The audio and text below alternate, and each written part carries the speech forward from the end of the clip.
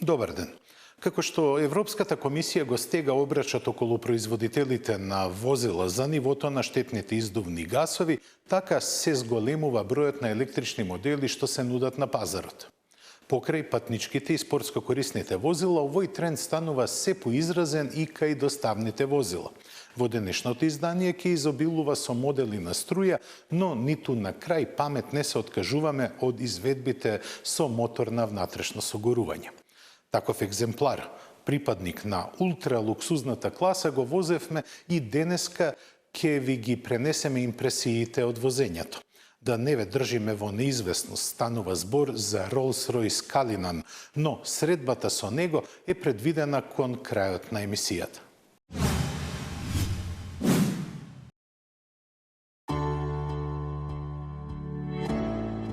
Opel се пофали дека тестирањата на новата Корса завршиле. Ние како дел од мала група избрани новинари веќе имавме прилика први во светот да се запознаеме со неа.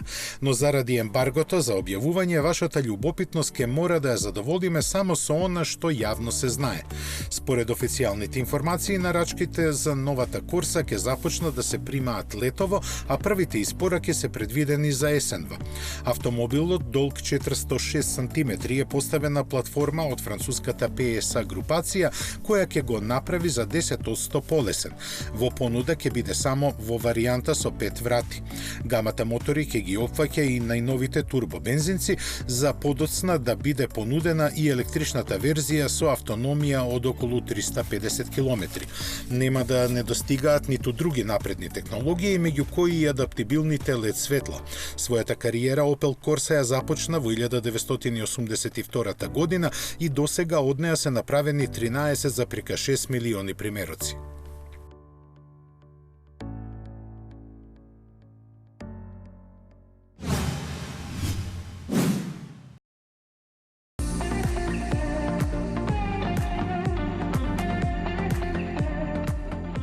Сезоната во ДТМ започнува со нови правила. Тие се толку променети што најавуваат нова ера во славниот шампионат. Замислени се да бидат идентични со јапонската Супер GT серија, со која од наредната 2020 ќе се возат заеднички трки. Тоа значително ќе ја зголеми конкуренцијата, за што производителите веќе се подготвени. Така, например, Audi, кој ќе настапува со 4 тима и 8 возила, 2,5 години го развиваше моторот за нив. Според новата регулатива, тоа е дволитарски со 4 цилиндри и испорачува 610 коњски сили при 9.500 вртежи во минута. За време на престигнување со притисок на копче, силината краткотрајно му се зголемува за уште 30 коњи. Со своите 85 кг за половина е полесен од досегашните V8 машини, а значително е и поекономичен.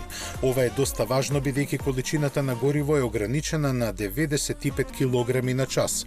Овој мотор е проектиран да издржи цела сезона, односно околу 6000 км. Со него тркачкиот Audi RS5 забрзува до 100 км на час за 2,8 секунди. Бракот од интерес е нормална работа кога станува збор за индустријата. Нормална работа во тој свет се и разводите кога ќе прекине да се остварува интересот.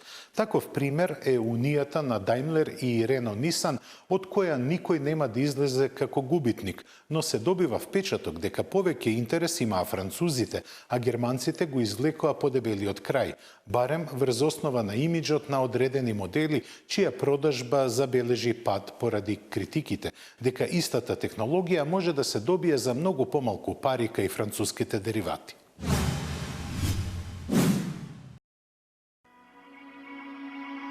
По се изгледа се ближи крајот на партнерството меѓу Daimler и алијансата Renault-Nissan. Аналитичарите предвидуваат дека тоа нема уште долго да трае, бидејќи Дитер Цече оди во пензија, а со Карлос Гон знаеме што се случува. Но нивното напуштање на сцената не е единствената причина за едничката приказна да добие поинаков тек. Со повлекувањето од Западна Европа на Infiniti веќе не му требаат германските технологии и летово ќе ги укине двата своји компактни модели базирани на на нив. Слабо му оди и на Рено, кој лани за Daimler произведе 72.000 возила, што е 5,5% помалку. Секако лошо ќе се одрази и преселбата на Smart во Кина. Најголемиот проблем сепак лежи во парите, бидејќи ова партнерство беше потврдено со размена на акции.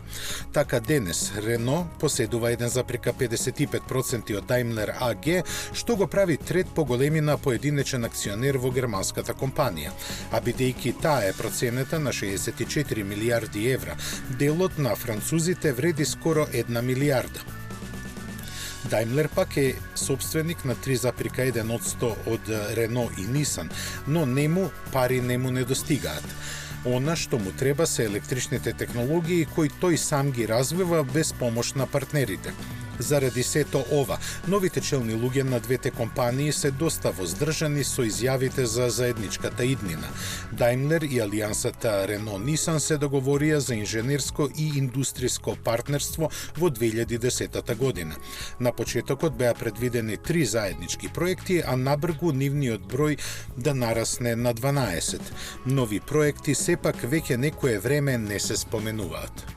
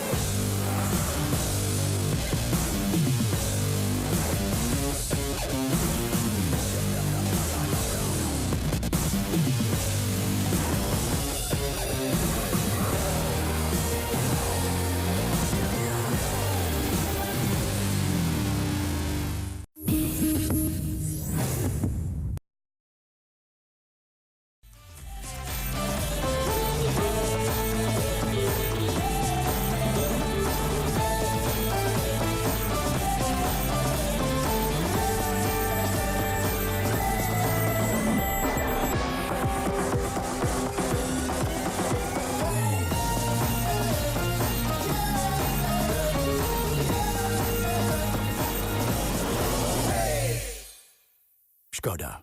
Simply clever. Имам 36. Не знам која поминаа годините, ама добро се држам. За 2 часа го имам најважниот состанок во животот. Но прво, ќе си поиграм.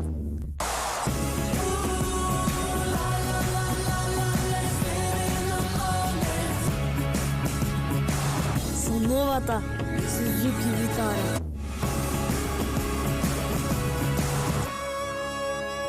Немав време да те видам од сите страни. Немав време да размислувам, ни да те спојувам со никој друг, освен со себе, во првиот миг.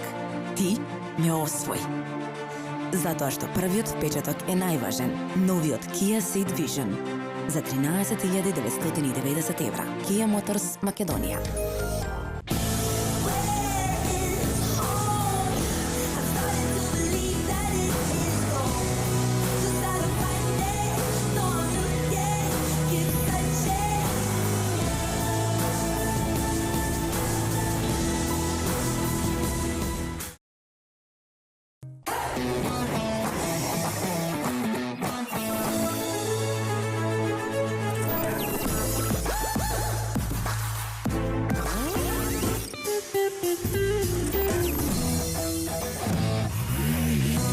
Едноставно до нов автомобил. Со Шпарка се лизинг.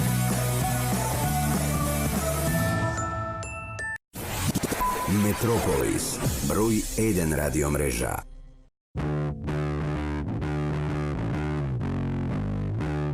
За секој кој постојано се стреми кон повеќе.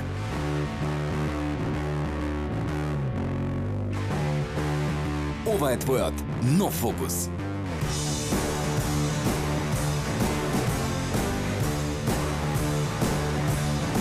Прогласен за автомобил на годината во Македонија.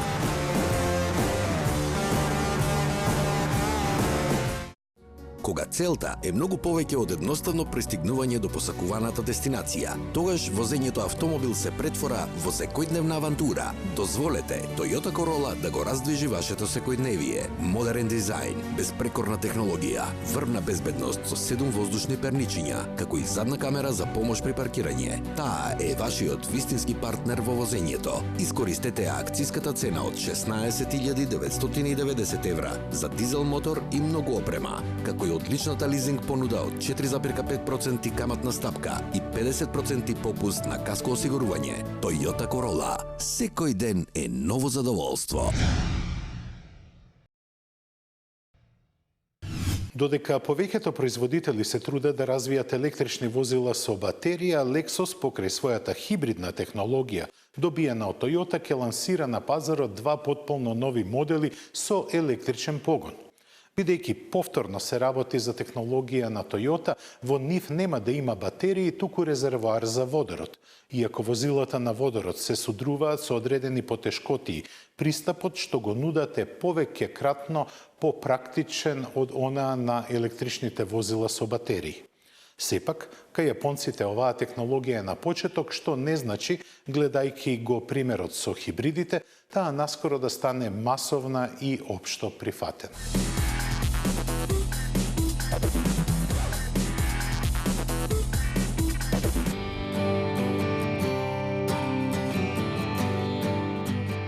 Во моментов повеќе од четвртина од глобалната продажба на Lexus се хибридни модели и марката е подготвена за нов предизвик. Тоа секако ќе бидат електричните возила чие доаѓање го потврди лично председателот на луксузната дивизија на Toyota Йошихиро Сава. Тој не сакаше да објави кога и што ќе биде лансирано, туку само кажа дека нивните амбиции ги опфаќаат Европа и Кина. Јавноста сепак дозна дека се работи за електрична верзија на кросоверот UX, чија ознака 300E веќе е заштитена за употреба. Во Lexus доста добро знаат дека за да останат конкурентни мора да ги следат трендовите. Во тоа малку ги забавува зависноста од технологијата на Toyota, која ја прескокна класичната електрификација и со горивните келии отиде чекор напред. Светот се уште е скептичен околу нивната практична употребливост, заради што јапонците ја користат секоја можност да ги истакнат предностите на својата водородна технологија. Најновите вести на ова поле доаѓа од Америка, каде заедно со производителот на камиони Kenworth е направена серија од 10 влекачи со погонски склоп од Mirai. Имаат нулта емисија и со едно полнење водород може да поминат околу 500 километри. Нивниот развој траеше 2 години, а проектот е поддржан од калифорниските власти со $40 милиони.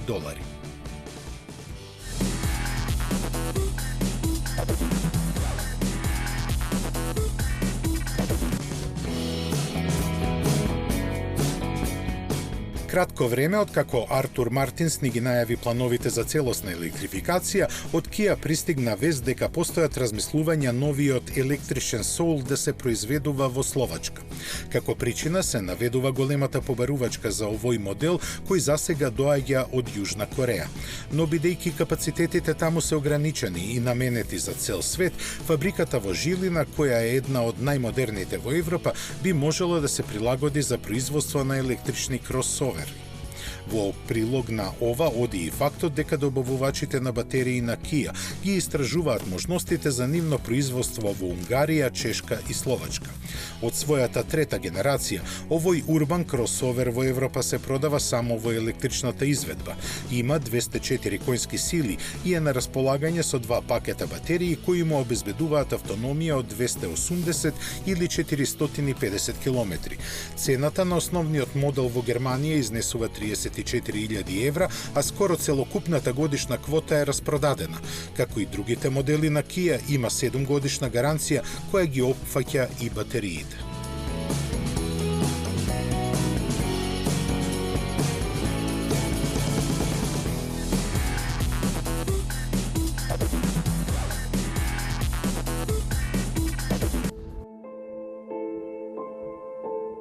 После теренскиот QX, Infiniti го подготви и вториот концепт со кого ја најавува својата електрична иднина.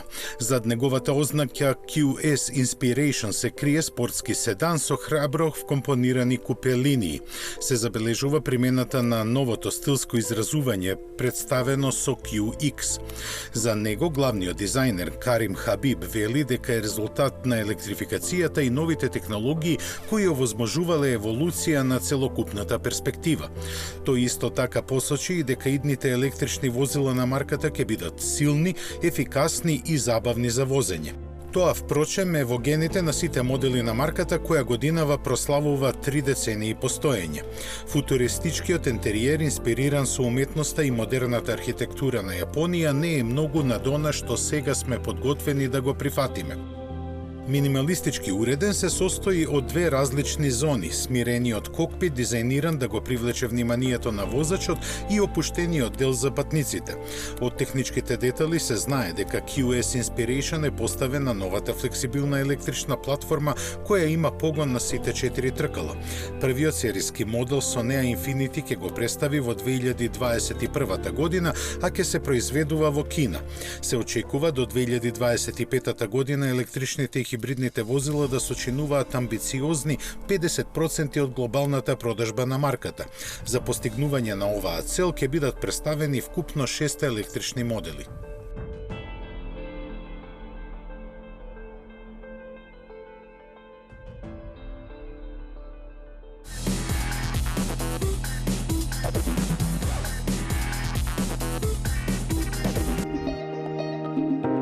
Форсирањето на електричните возила предизвика вистинска лавина од нови марки на кинескиот пазар. Изгледа невозможно да се издвојат перспективите, но некои сепак успеа да го привлечат вниманието. Меѓу нив е Jeeping Motor, кој собра скоро $3 милиарди инвестиции и тоа од компании како што се Alibaba и Foxconn. Тоа го стори со електричниот кросовер G3, со кој се подготвува да ја нападне Тесла. Со изговор дека учат од најдобрите, кинезите го направија премногу сличен на Model X, иако е доста помал од него. Нормално веќе ги обвинија за индустријска шпионажа, конкретно за кражба на автономните технологии.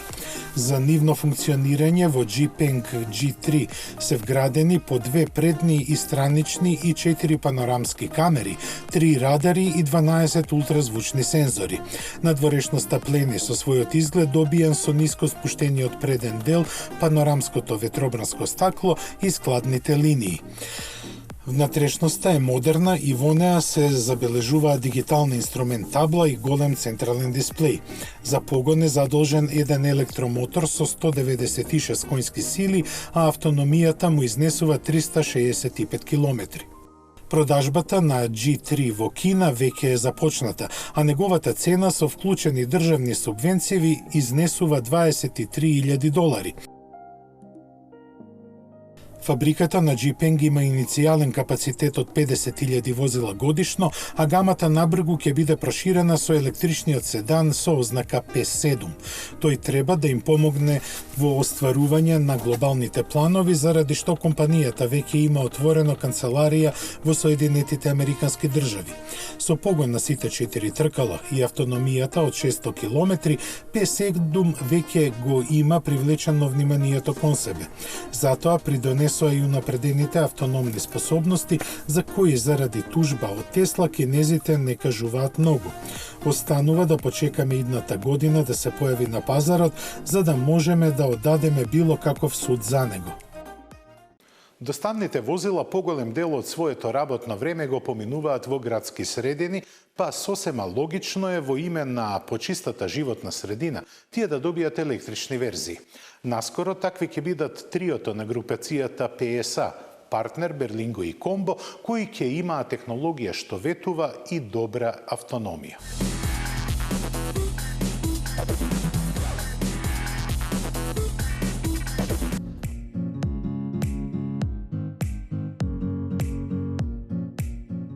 Во напливот на електрификацијата комерцијалните возила останаа запоставени.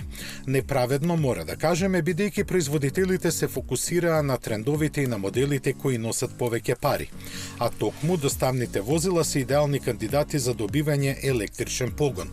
Сериозен дел од нив се користат за дистрибуција на стока. Нивната дневна километража повеќе или помалку е константна, а ноќта ја поминуваат паркирани во депоата на фирмите. Плюс на тоа, голем дел од европските градови го ограничуваат нивниот сообраќај во урбаните јадра заради емисиите на издувни гасови и бучавата. Затоа и зачудува тоа што електрични доставни возила има толку малку на пазарот. Дека ситуацијата ќе се смени, ветова PSA групата која веќе ги подготви електричните верзии на Peugeot Boxer и Citroën Jumper. Тие ќе бидат понудени во неколку изведби согласно потребите на купувачите. Пократките варијанти ќе имаат автономија од 230, а подолгите од 270 км. Направени се во соработка со британскиот партнер BD Auto, кој ја обезбеди погонската група. За неа, за сега нема никакви детали, дури ни за моќноста на електромоторите. Од PSA сепак потврдија дека веќе идната година ќе бидат лансирани и електричните верзии на Peugeot Expert и Citroën Jumpy, како и нивните изведби со знакот на Opel. Додадоа дека уште во план е електрификацијата и на партнер Berlingo и Combo, кои ќе пристигнат една година подоцна. Сето ова е во согласност со стратегијата до 2023-та сите патнички и доставни модели на групацијата да имаат изведби со електричен погон.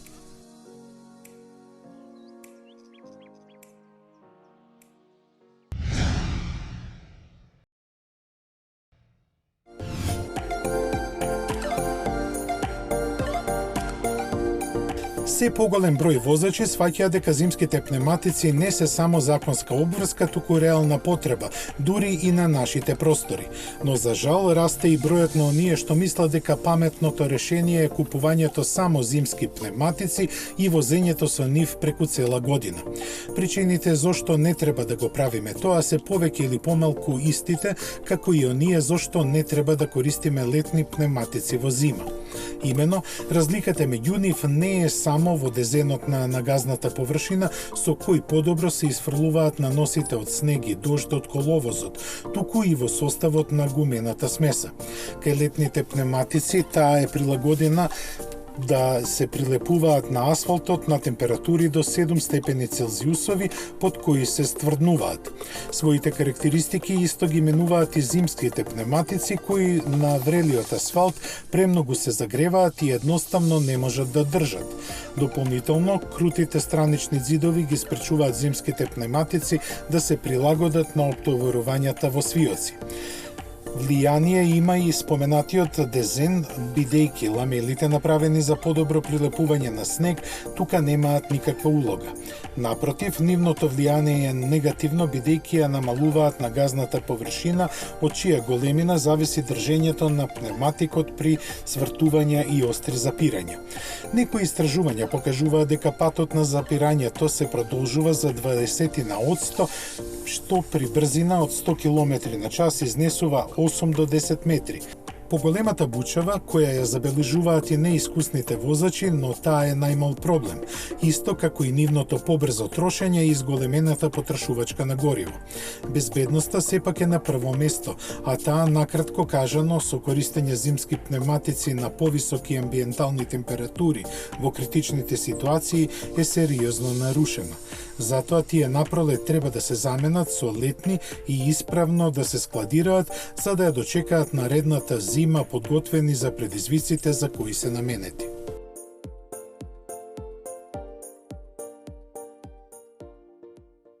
Името го има добиено по најголемиот небрусен диамант било кога пронајден. Меѓутоа, калинан е вешто изработен производ кој сосема сигурно ќе ја зголеми продажбата на британската куќа.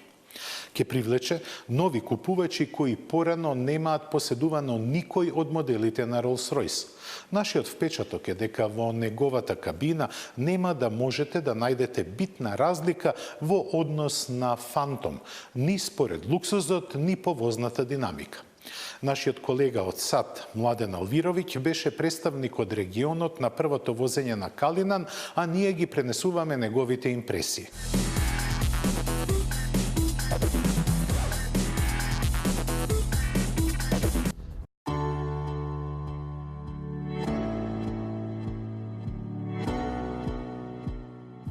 Калинан сепак е прв во се.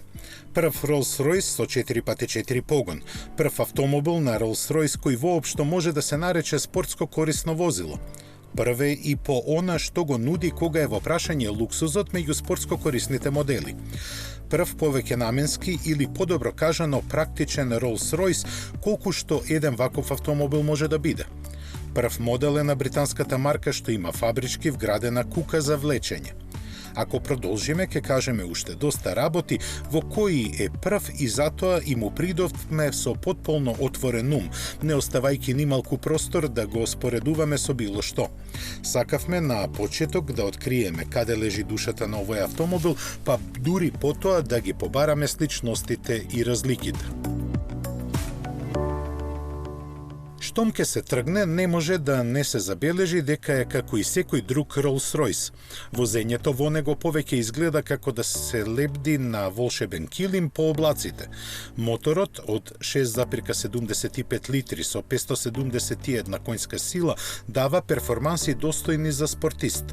Колку и да е голем, Калинан со леснотија одговара на последователните промени на насоката на движење. Се додека сваќате дека оваа градосија од 5,3 метри мора да се вози така што во свиоците влегувате малку порано отколку што сетилата ви налагаат. Душата на секој Rolls-Royce сепак е во неговата кабина, а токму тоа што има облик на теренец на Калинан му го обезбедува враќањето на корените. Сите модерни автомобили се пониски и заради тоа е се потешко да се влезе во нив. Не е аристократски човек да се наведнува, а кога влегувате во Калинан, навистина можете да шетате во него со подигната глава. Но за разлика од некои стари генерации на прочуените лимузини, се чини дека инженерите го немаат ставено возачот во втор план. Напротив, местото за управувачот е еднакво удобно и престижно како и оние назад. Сепак, најгласниот адут пред купувачите е најголемата можна тишина. Во кабината сте изолирани од се. Потполната тишина ја гарантираат преку 100 килограми материјал за звучна изолација. Стаклата на вратите се двојно подебели отколку на обичните автомобили, плюс имаат и фолија за звучна изолација на средината. Се додека патот не стане нерамен, не сте ни свесни по што возите. Калинан сепак нема одлутано од потполно луксузна форма.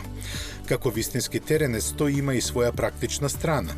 Се претпоставува и очекува дека многумина овој автомобил ќе го користат за задачи кои ниеден Rolls-Royce порано не можеше да ги прифати. Посебно во земјите на Блискиот Исток.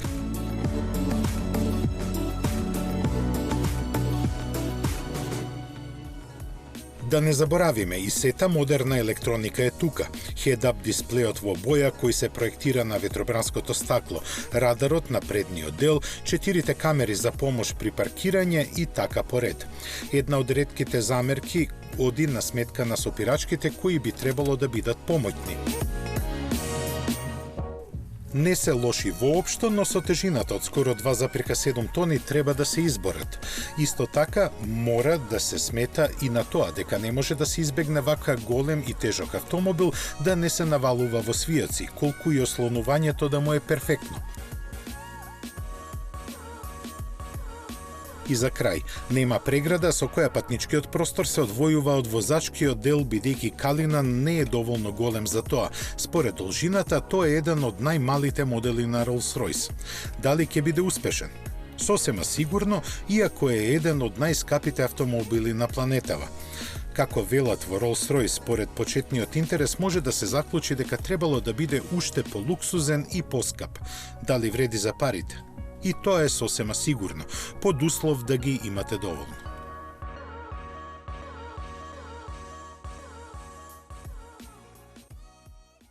Rolls-Royce Cullinan се произведува во мал тираж, а не е чудо во следната година тој да биде уште полуксузен и поскап. Тоа е во нишанот на ултрабогатите купувачи, додека оние како нас ќе мора да се задоволат со негово гледање на малите екрани. Полека, но сигурно пристигнавме кон крајот на денешната емисија. Ви благодарам на вниманието, а за изданието планирано за следниот викенд ветуваме нови и возбудливи содржини. Останете во добро здравје и расположение до следната средба.